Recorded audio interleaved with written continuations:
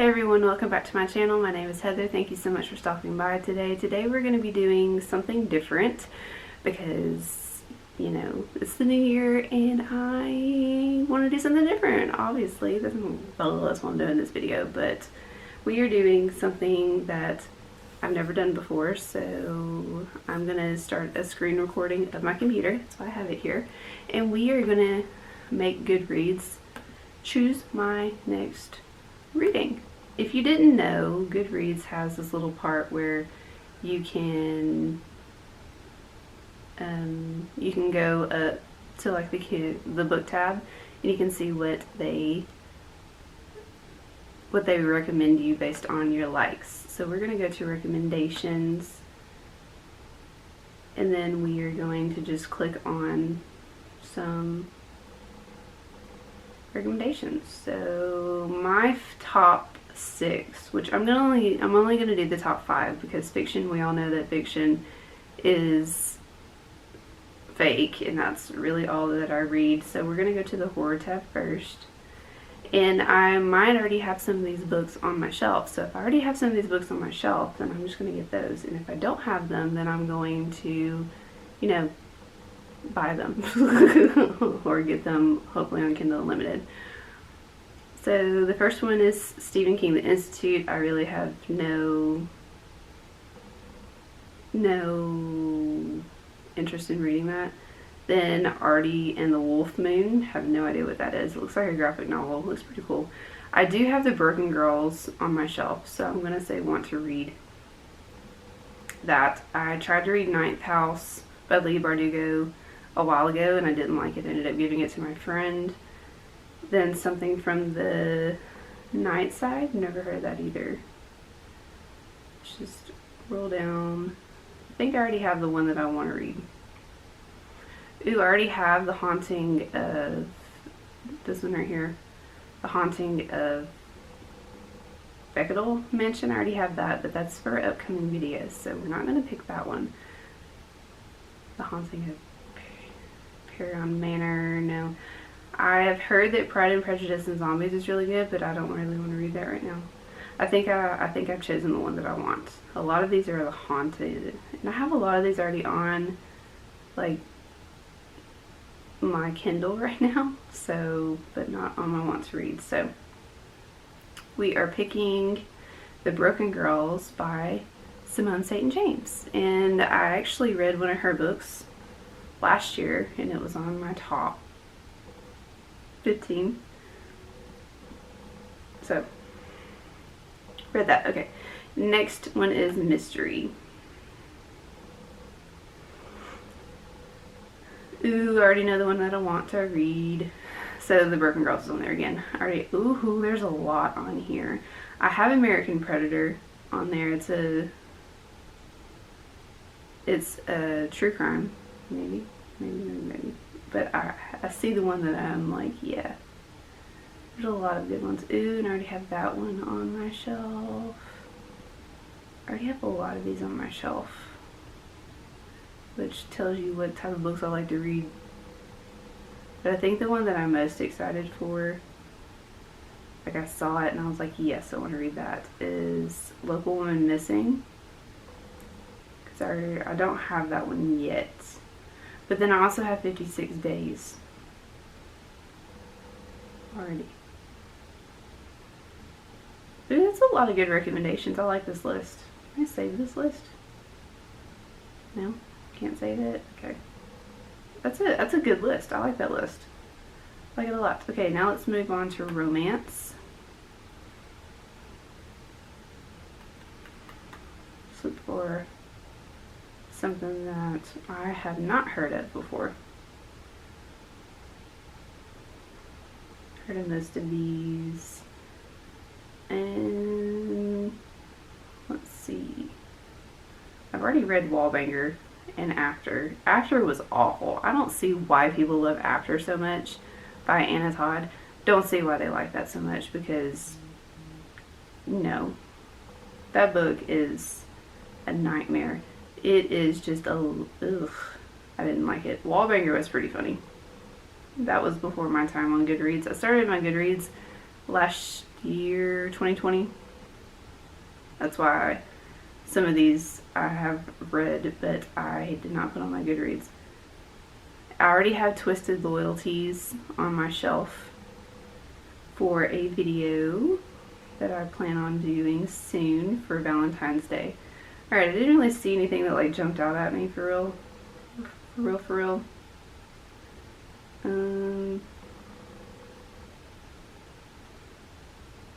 So maybe we'll come back to this one. Or I might just not read a romance because I didn't really see anything that like jumped out at me. From to romance. So let's see science fiction.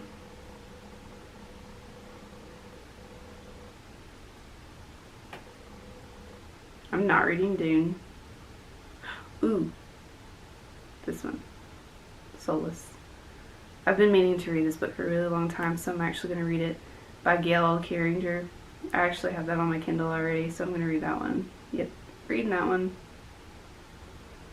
Some pretty cool books on this one, though. Why is Kissing the Coronavirus on... No. Why is that on my recommendations? Heck no. I ain't reading that. Why would they put that on my recommendations? That's awful. Okay, now moving on to the thriller. I probably have some of these books on my thing too. Most of these are going to be like the mystery books. I've heard that Ace of Spades is really good. Heard that House of Hollow is not good at all. I read These Violent Delights last year. So again, that was before my Goodreads thing.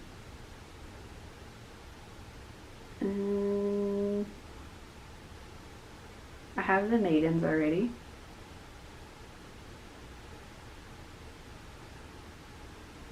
But I've also heard that these things have gotten worse since I last spoke. This book right here was good. I also heard that The Need was weird, but it was good.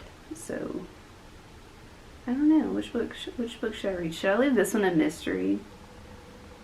It's this is thriller. Dang it! I was gonna try to make like a joke out of it, but I missed that. So I don't know. I'm gonna leave this one as a mystery, and you're just gonna have to see which one I pick. So yeah. All right, let's stop this recording. Those are some of the books that I'm gonna read. I'm going to go ahead and pick the one that I want to read for the thriller, and then you're just going to have to see which one I pick. So that's what we're going to do. I ended up reading The Broken Girls by Simone St. James, and ended up giving this 5 stars. Oh, y'all, this book was so good. It was twisty, it was turny, it was a dark academia book about an all-girls school, and there's a ghost haunting the school too.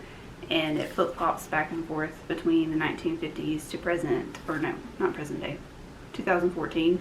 So this book was written in 2018, I believe, right? Where's the copyright? Oh, please. I think it was written in 2018. Yeah, 2018, so I'm a little bit behind on this. But anyways, it is really, really good. It was very dark. It was very twisty, it was very turny, it was very fast-paced. I like the detective work that we get from Fiona, who is our main character. She is a reporter, and her sister was actually murdered and left in the grounds of the school that was, or that the place that was once a school was called Idlewood, and the school shut down obviously, but her sister was found in the actual abandoned lot of this school.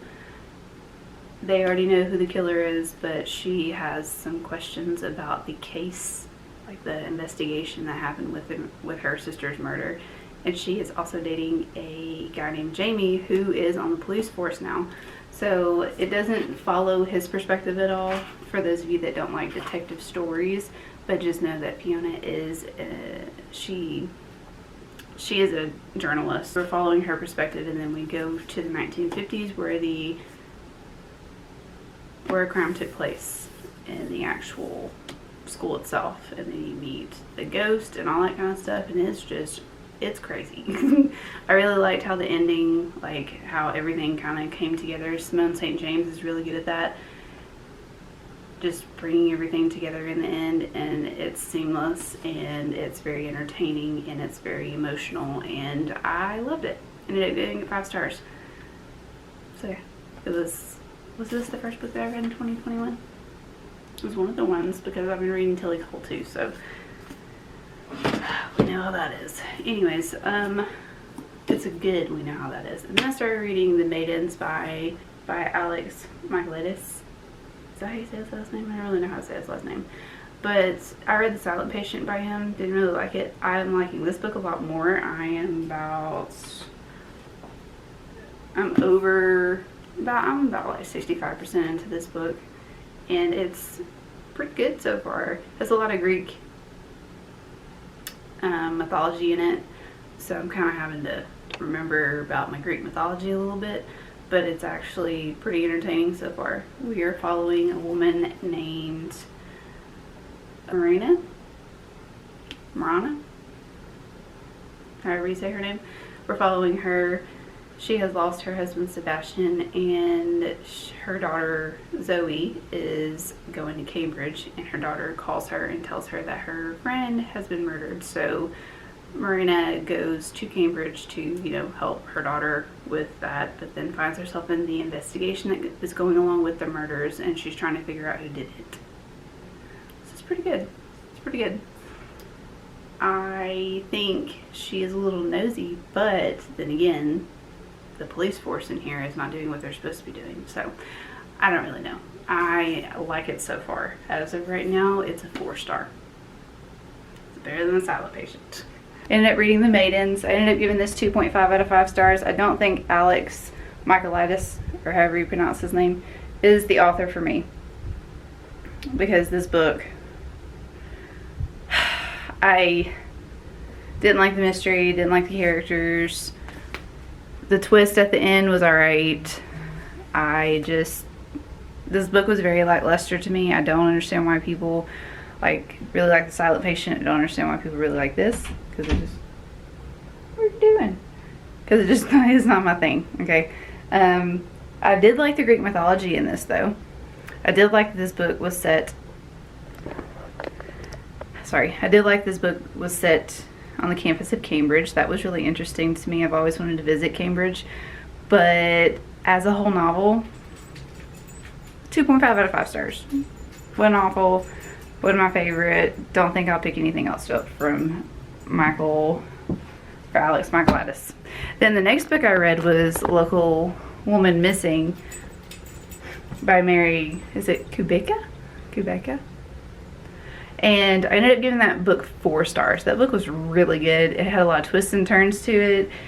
Like, typically thrillers are gonna have like 1 or 2 twists and turns, but Local Woman Missing had a lot of twists and turns. I will say this though, the beginning was kind of slow for me. I didn't really like the beginning all that much, but other than that, it was actually really freaking good. I am going to be looking at her backlist because I like her writing style. I liked how she was able to weave in all of her characters, and from what I hear, that's most of her books. She's very good at weaving characters together and like storylines and making it seem believable. Like, her story could have really actually happened. This one was a little too far-fetched for me. Like, if I'm reading a thriller, I want it to be believable. Would like for it to be believable, not so over the top to where I'm like, really? Come on. Like, there's just sometimes where you can tell an author is trying to write for the basics of, like, I get the vibe that they want to potentially have their book be turned into a movie, you know? It's like they're writing a movie script instead of writing a book. A lot of times people like to tell you and not show you what's going on. But anyways, that is my critique of those books. But yeah, I really enjoyed Local Woman Missing. I can see why it has a lot of hype to it, because it deserves all the hype. Now I'm in the middle of reading Solas by Gail Carringer. I don't know. I'm like 30% into that book. I really don't know if I like it or not. It's kind of weird. I knew it was going to be weird going into it because it's science fiction. It's also like paranormal, fantasy. Not really my thing, but I wanted to try it out anyways because I've heard really good things about it. But I am going to continue reading it. If I get to the 50-page mark and I still don't like it, then I'll just, you know, I'll not read it anymore. So this is 56 Days by Catherine Ryan Howard. This was written during the pandemic. Like, it's supposed to be like a thriller where two people meet during the pandemic. They're quarantined together, all those kind of things. Excited to start reading this. I've heard mixed reviews about it, but this seems like my kind of thing. So we're gonna try it out. I haven't started it yet, so we'll see how that goes. But yeah, that's my update. Hey everyone, I'm here to update you on this video, obviously. I finished Solas by Gail Carringer this morning. I ended up giving it 4 stars. I really liked this book. At first, it was very slow. Like, the first part of this is slow, but if you can get past like the 45% mark, then I think you'll be good, especially if you really enjoy vampire, werewolf, supernatural stories. We're following this girl named Alexia, and she is what they call a parapanor.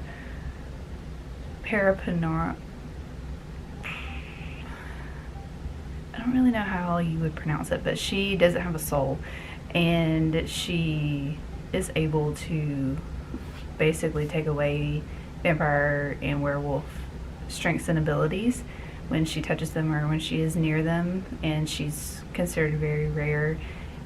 And her and this werewolf named Lord Macan have an on and off relationship.